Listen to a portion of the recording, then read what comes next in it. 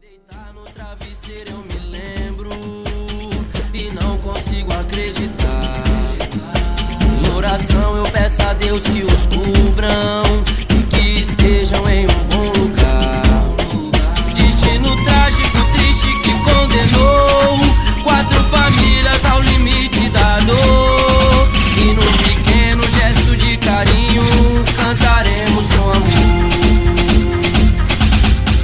Constantemente em nossos pensamentos, eternamente em nossos corações, estão no céu do outro lado da vida e além das ilusões. E agora os residentes do BNH estão de luto, perplexos a chorar, inconformados com o acontecido.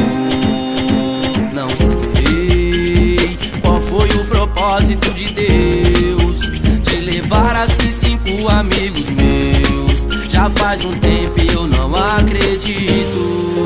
Meu Deus, como eu queria que fosse um pesadelo. Triste e revoltado eu entro em desespero.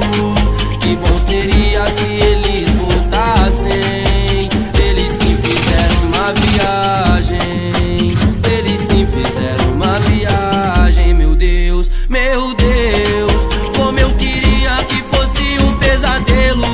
Triste e revoltado eu entro em desespero. Que bom seria se eles voltassem. Eles sim fizeram uma viagem. Eles sim fizeram uma viagem.